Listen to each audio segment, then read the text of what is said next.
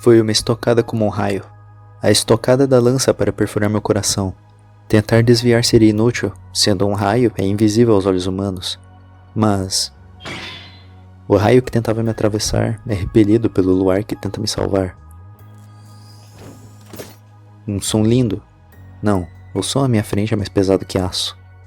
A armadura que ela vestia não é bela, é tão crua quanto a noite fria. O som não era nem um pouco lindo, na verdade, foi o som do aço. É que a cavaleira era lindo bastante para tornar até esse som em algo tão charmoso quanto o som de um sino.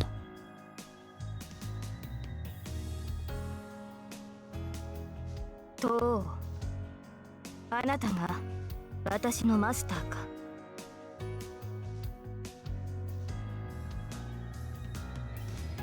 召喚に従い参上した。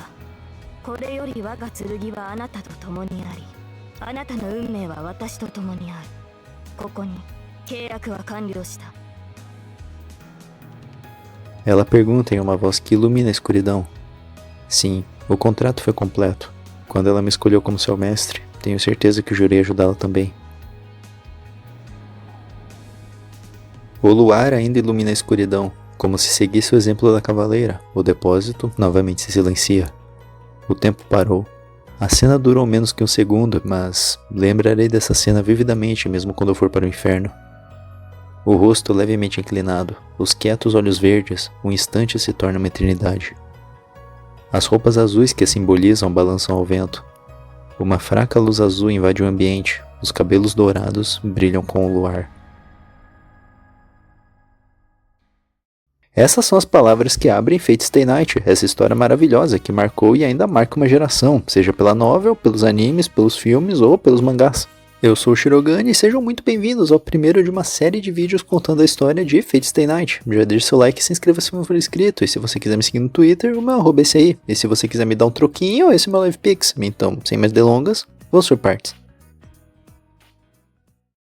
Fate Stay Night é uma visual novel desenvolvida pela Type Moon, lançada pela primeira vez para Windows em 30 de janeiro de 2004, com uma versão aprimorada chamada Fate Stay Night Real Tanua, sendo lançada em 2007 para PlayStation 2, depois sendo portada para PS Vita em 2012, Android e iOS em 2015, com uma versão remasterizada sendo lançada em 2024 para Switch e Steam, sendo a primeira vez que ele sai oficialmente fora do Japão, apesar da tradução oficial ser bem duvidosa, por isso eu vou seguir com a tradução da Mirror Moon, que é a mais conhecida e de melhor qualidade. A novel deu origem à gigantesca franquia Fate, com 1 milhão de spin-offs e derivados, incluindo uma sequência chamada Fate Hollow Ataraxia e uma prequel chamada Fate Zero, além de 1 milhão de adaptações para mangá, anime e filme. A franquia Fate é um verdadeiro colosso da indústria.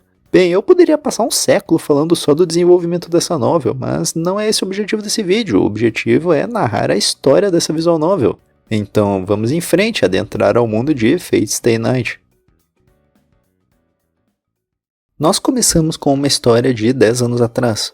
Uma garota assiste seu pai, um homem sério que nunca contou uma piada ou sorriu casualmente, acariciando sua cabeça. O que na verdade é mais próximo de agarrar a cabeça dela e balançar por aí, já que não tem delicadeza o bastante nem para fazer carinho em sua filha. O homem deixa instruções para sua filha, sua herdeira.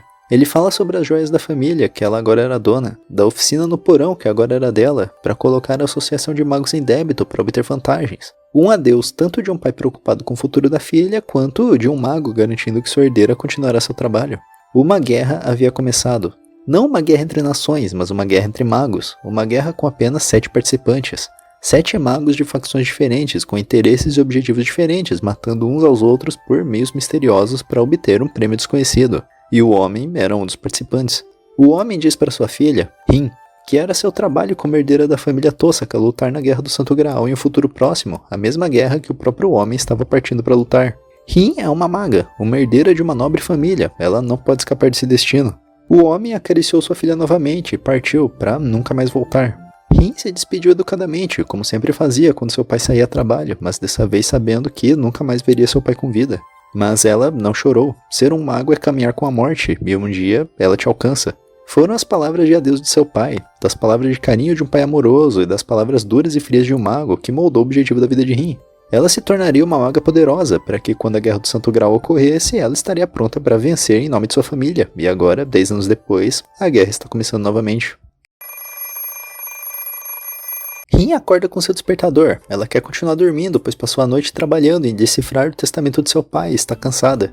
Ela tinha atrasado o relógio em meia hora, então na teoria ela poderia dormir mais meia hora. Mas acontece que ela aparentemente já dormiu essa meia hora extra, pois era para o relógio marcar 6h30, mas já está marcando 7 horas e decide levantar, mesmo que de má vontade. Ela se apronta para ir para a escola, reclamando de morar sozinha e ter que se virar, principalmente no meio do inverno, onde ela acorda em uma casa gelada, já que ela é quem tem que ligar e desligar o aquecedor todo dia. Ela vê que ainda tem bastante tempo para ir para a escola sem correr, mas é claro que ela não correria nem se precisasse, pois um membro da família Tosaka deve sempre manter elegância e compostura. A família Tosaka é uma linhagem antiga de magos, da qual Rin é o último membro e herdeira da família. Magos não são bem uns Harry Potter da vida, que voam em vassouras e fazem praticamente qualquer coisa balançando uma varinha. Magos são hereges que se escondem da sociedade moderna, pessoas que podem dobrar, mas não quebrar, as leis da física para fazerem coisas acontecerem. Magos vivem em segredo, sem chamar a atenção das pessoas normais. Magos são incompatíveis com o mundo moderno, pois o seu estilo de vida não faz sentido. Uma pessoa tendo uma vida normal é muito mais feliz que um mago. A tecnologia e a ciência já ultrapassaram a magia comum há séculos, mas a magia não é de tudo ruim. Assim como há coisas que só a tecnologia pode alcançar, existem coisas que só a magia pode alcançar. Enquanto a tecnologia é mover para o futuro, frequentemente fazendo novas descobertas e avançando a humanidade, a magia é mover para o passado, tentar redescobrir e dominar os poderes antigos. São dois lados da mesma moeda, tanto a tecnologia quanto a magia saem do mesmo lugar e retornam ao mesmo lugar. Enfim, Rin parte para a escola, levando seu pingente de herança de família que encontrou enquanto decifrava o testamento de seu pai. A joia mais poderosa que ela tem, sendo equivalente a 10 anos do poder que Rin poderia gerar nesse período. A magia da família Tosaka é a magia de transformação e conversão de energia mágica. Eles depositam sua energia em joias e podem as usar tanto como munição para feitiço sem gastar a própria energia, quanto como amplificadores para aumentar o poder de um feitiço. As duas heranças de Rin são esse pingente e o brasão da família gravado em seu braço, que contém o poder e conhecimento acumulado de sua família. Rin guarda o pingente no bolso e vai para a escola. Porém, no caminho ela nota que o dia tá estranho, tá mais quieto que o normal. Às 7h30 da manhã era pra rua estar cheia de pessoas trabalhando, crianças e adolescentes indo para a escola, etc.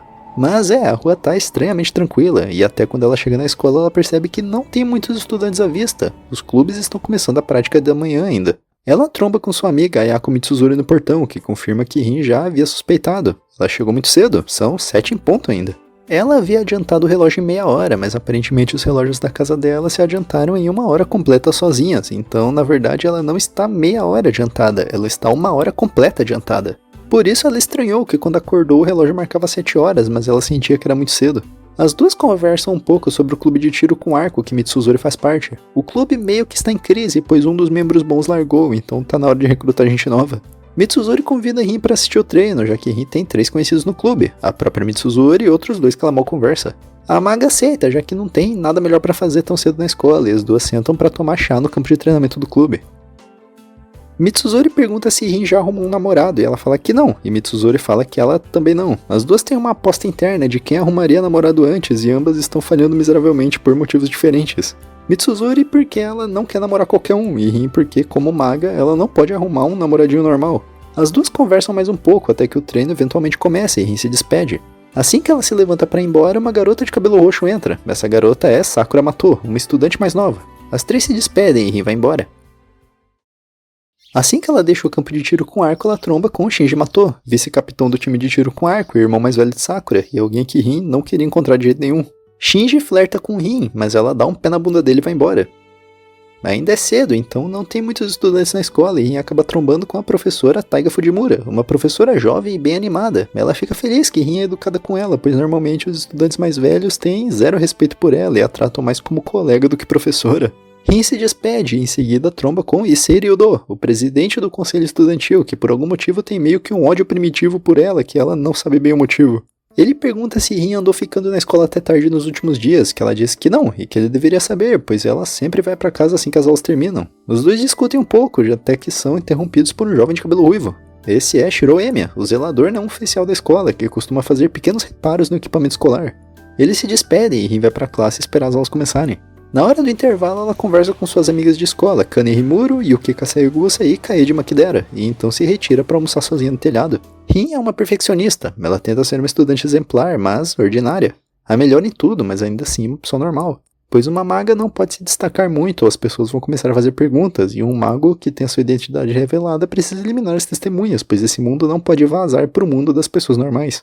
Por isso as amizades de Rin são bem periféricas, saem juntos às vezes, conversam às vezes, nunca ficam se visitando, etc. Após as aulas, ela chega em casa e é recebida com uma mensagem na secretária eletrônica.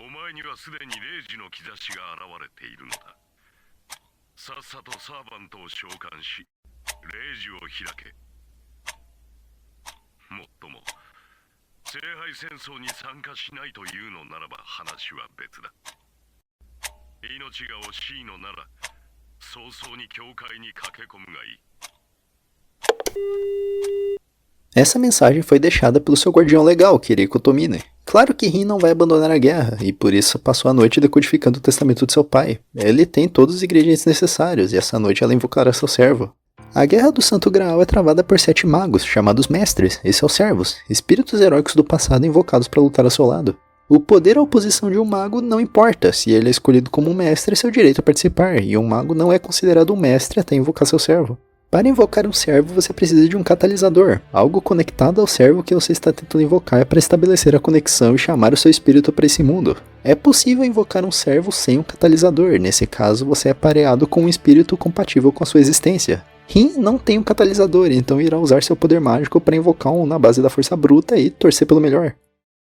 Assim que o relógio bate 2 da manhã, Rin vai à sua oficina no porão e prepara o ritual, buscando invocar Saber, o servo da espada. Esse é o horário onde ela atinge o pico de seu poder, então é agora ou nunca.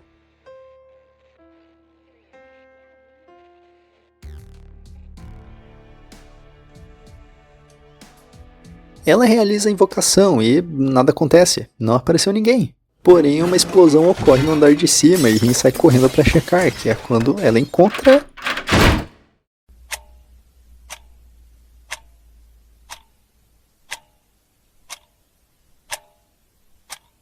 seu servo, um homem bronzeado de cabelos brancos e vestes vermelhas e pretas. Aí cai a ficha.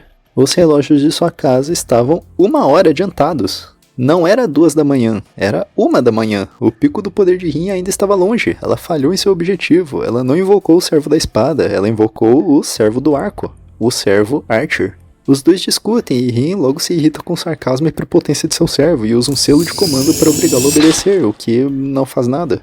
Selos de comando são feitiços absolutos. Eles podem obrigar um servo a fazer qualquer coisa. Podem ser usados para obrigar um servo a se teletransportar, para obrigá-lo a liberar todo o seu poder contra sua vontade, obrigá-lo até a tirar a própria vida. Mas um selo de comando precisa de um comando específico e preciso. Quanto mais direto, mais poder ele terá, e quanto mais abrangente e aberto o comando é, mais fraco será o efeito. Me obedeça não é um comando forte, então ele não faz muita coisa. Porém, o que Rin tem de estupidez, ela compensa com força bruta. Ela é muito poderosa, então mesmo um comando fraco tem efeito até certo ponto. Normalmente um comando amplo, como obedeça meus comandos, seria fraco demais para fazer qualquer coisa, mas como foi Rin que utilizou, Archer não pode desobedecer sem se sentir mais fraco. Os dois formalizam o contrato de serventia, e agora Archer é o servo de Rin, jurado a lutar e morrer por ela, a buscar os seus objetivos acima dos dele. Rin pergunta qual herói ele é e Archer não pode responder, pois a invocação mal feita acabou embaralhando suas memórias, ele não faz ideia de quem ele é. Mas ele não é um herói muito popular, então não saber a sua identidade não vai afetar muita coisa. Afinal, qualquer servo que Rin torça que invocar é o servo mais forte. Como primeira ordem, ela manda Archer limpar a sala que ele destruiu quando foi invocado, e assim termina o primeiro dia de Fate Stay Night. No dia seguinte, começamos com uma explicação do que é a Guerra do Santo Graal. Ela é menos uma guerra literal e mais um ritual sangrento. Ela é travada por 7 mestres, e assim que alguém se torna um mestre, é seu dever eliminar os outros 6 e se tornar o vencedor único, pois só uma pessoa tem o direito de obter o Santo Graal. O Santo Graal não é o literal da Bíblia, ele é um receptáculo para o ritual. O Santo Graal pode conceder um desejo, qualquer desejo, mas para que ele possa se tornar um realizador de desejos, ele precisa do poder acumulado de 7 espíritos heróicos, 7 colaboradores para realizar um milagre. As provas de que alguém é um mestre são duas: invocar um espírito heróico e fazê-lo obedecer, e os selos de comando. O primeiro nós já vimos quando Rin invocou Archer, o segundo são selos. Cada mago com o potencial para se tornar um mestre recebe o selo de comando, eles são 3 selos mágicos capazes de dar ordens absolutas ao seu servo. Um mestre deve proteger esses selos e usá-los de forma sábia, pois são os selos de comando que prendem um servo a seu mestre, e sem eles o mestre deixa de ser um mestre e perde o contrato com seu servo, ficando aberto a ser morto por outros mestres ou até pelo próprio servo. Seguindo em frente, Rin acorda no dia seguinte depois das 9 e decide matar Aula. Ela precisa de pelo menos mais um dia para que a sua energia mágica retorne completamente, então hoje será um test drive para ver como ela e Archer trabalham juntos. Ela desce para a sala de estar só para descobrir que Archer não só limpou o quarto que ele destruiu, mas também a mansão toda e fez café da manhã. É praticamente um mordomo mágico.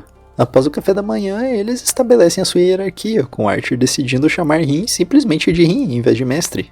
Eles saem pela cidade, onde aprendemos como é a geografia de Fuyuki. Ela é dividida em 2 seções: Miyama, que é a parte velha da cidade, onde as casas e vilas tradicionais existem, e Shinto, que é a parte modernizada, onde o desenvolvimento urbano está ocorrendo. Rin mora em Miyama, que também é dividida em suas 2 sub-áreas: a parte ocidental, onde famílias imigrantes e as construções de estilo ocidental existem, que é onde fica a mansão dela, e a parte oriental, onde ficam as famílias e prédios tradicionais e a montanha com o templo da cidade, com a área intermediária entre as 2 principais tendo casas e distritos comuns que não estão em nenhum dos 2 extremos. Rin sai mostrando a cidade para Archer até chegarem no Parque Central, em Shinto, que é uma área bem desolada, sem ninguém por perto, pois 10 anos atrás ocorreu um incêndio que destruiu toda a área ao redor. Eventualmente a cidade foi reconstruída, mas o epicentro do incêndio acabou se tornando o Parque Central. Foi nesse parque que 10 anos atrás a Quarta Guerra do Santo Graal acabou sob condições misteriosas. Segundo Archer, isso explica por que a área é tão amaldiçoada. Servos são espíritos e, portanto, podem sentir outros espíritos, e no caso a área é cheia de rancor e ódio. Enquanto a dupla discute, os selos de comando na mão de Rin ardem, e ela sente que tem outro mestre por perto os observando, mas nem Rin nem Archer conseguem os localizar, então vão embora. Logo anoitece e eles vão para o telhado de um prédio observar a cidade de um ponto de vantagem, onde Rin vê um conhecido nas ruas, que surpreendentemente consegue a ver no topo do prédio. Eles vão embora e no caminho Rin acaba encontrando Sakura, que está conversando com um cara loiro suspeito que parece estar abordando Sakura à força e a questionando antes de se retirar. Ao chegar em casa, Rin liga para Kirei para informar que já invocou seu servo, então vai dormir, encerrando o segundo dia de Fate Stay Night. No dia seguinte, Rin acorda na hora e vai para a escola contra os desejos de Archer, que acha melhor que Rin pare de frequentar para se concentrar na guerra, o que Rin recusa, pois precisa manter a aparência de normalidade. Ela diz que na escola não tem perigo, só existe mais uma família de magos na cidade com herdeiros que recusaram a entrada na guerra, enquanto o outro mago que ela tem conhecimento sobre é muito fraco para se tornar um mestre, então ele não é um fator. Pelo menos à luz do dia, ela não tem nada a temer. Porém, assim que pisam na escola, Rin sente uma barreira mágica cobrindo o prédio. Ela ainda não está completa, mas está meio caminho andado e a dupla decide checar isso após as aulas. Nos corredores, Rin tromba com Sakura e a questiona sobre o estrangeiro misterioso com quem ela estava discutindo na noite anterior, e Sakura diz que era só um estranho que a parou e começou a perguntar um monte de coisa e que ela não sabe o que ele queria exatamente e fica por isso mesmo. O resto do dia passa normalmente e assim que as aulas acabam, Rin e Archer vão checar a barreira na escola. Existem vários tipos de barreira mágica com finalidades diferentes e a que está posta na escola é do tipo que suprime as formas de vida dentro dela. Caso completa, a ativação irá deixar todos dentro da escola inconscientes e vulneráveis para aquilo que quer que o mago queira fazer com eles. Eles fazem uma vistoria na escola, encontrando 7 locais com a marca da barreira, com a última sendo no telhado. Uma marca com um padrão que Rin nunca viu antes, não é algo que ela possa destruir, pois é simplesmente muito bem feita. Ela pode a desabilitar temporariamente drenando as marcas, mas é só o usuário original depositar mais magia que a barreira ficará pronta para ativação. Porém, a busca não foi em vão, pois Rin descobriu que tipo de barreira ela é exatamente. É um forte de sangue, que assim que ativado, dissolve todos dentro e absorve as almas. Não é algo que um mago normal faria, afinal almas não são um tipo de energia utilizável por magos, mas é algo que um mago faria caso tivesse um servo para alimentar. Servos são espíritos, eles costumam ser nutridos com a energia mágica de seu mestre, mas caso precisem, podem consumir outros espíritos para se alimentar. Archer diz que isso não muda as habilidades de um servo, mas os fortalece, já que energia mágica nunca é demais. Mas Rin diz pra nunca mais mencionar isso perto dela, ela não vai sair por aí assassinando inocentes só pra fortalecê-lo, e Archer concorda, falando que também não tem intenção de consumir almas. Rin se aproxima da marca para drená-la, mas é interrompida por um homem de roupa azul, falando que é desperdício. A maga pergunta se ele foi o responsável pela barreira, e ele diz que não, isso é coisa de mago, pessoas como ele só lutam de frente. Rin acaba de encontrar o seu primeiro servo inimigo. O homem invoca uma lança vermelho carmesim para sua mão, se revelando Lancer, o servo da lança. Ele a ataca, mas Rin desvia e pula do prédio, com Archer rapidamente indo ao resgate. Eles atraem o oponente para campo aberto e os dois servos lutam. Lancer é sem dúvidas mais forte em combate direto, mas Archer consegue encará-lo de frente. Rin pensa em interferir, mas está sem reação, cativada pelo que vê, uma verdadeira luta entre heróis. Servos são heróis lendários. Não importa se essas figuras existiram ou não, a mente das pessoas criam heróis. Os desejos e pensamentos coletivos da humanidade são o que dá forma e poder a essas figuras. A autenticidade não importa, desde que eles existam na mente das pessoas, um herói pode existir. Claro, uma figura tão lendária não pode ser controlada. Magos não invocam espíritos heróicos de verdade. Quem invoca os espíritos e os torna servos é o Santo Graal. Esse receptáculo lendário que torna possível o impossível. Os magos são apenas as âncoras que os mantêm existindo, isso é o que chamamos de Guerra do Santo Graal. Porém, até o Graal tem limites, ele não pode invocar seres lendários de forma indiscriminada. Servos precisam de forma física para existir no mundo, e essa forma é os seus nomes que permitem sua existência. Para facilitar esse processo, o Graal criou 7 classes, e só espíritos que se encaixam nessas 7 classes podem ser invocados. 7 classes, 7 espíritos, 7 mestres. Essas classes são o Cavaleiro da Espada, Saber, o Cavaleiro da Lança, Lancer, o Cavaleiro do Arco, Archer, o Cavaleiro Montado, Rider, o Mago, Caster, o Assassino Silencioso, Assassin, o Guerreiro Enlouquecido, Berserker. Somente espíritos que se encaixam em algum desses 7 atributos podem ser invocados sob o poder de um mestre, se tornando servos. Esse é o sistema dos servos, o que torna a Guerra do Santo Graal possível. A luta entre Lancer e Archer continua, e Lancer se prepara para usar seu Nobel Fantasma, o ataque supremo de um espírito heróico. Porém, a luta é interrompida por um estudante que acabou ficando para trás e flagrando a luta em andamento. Lancer abandona a luta para perseguir a testemunha. Rin e Archer vão atrás, mas já é tarde demais, o estudante já foi eliminado e Lancer não está mais na área. Rin manda Archer perseguir Lancer e se aproxima do corpo, se surpreendendo ao perceber que o garoto ainda está vivo, mesmo que por um fio. Ela vira o corpo para pelo menos dar a ele a dignidade de morrer confortável, mas ao ver o rosto do estudante, Rin trava e decide que não importa o custo, ela precisa salvar sua vida. Ela puxa seu pingente e, usando toda a energia acumulada nele, salva a vida do garoto.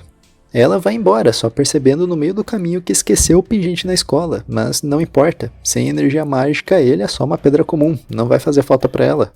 Rin chega em casa e logo depois Archer também chega de mãos vazias, não conseguindo alcançar Lancer.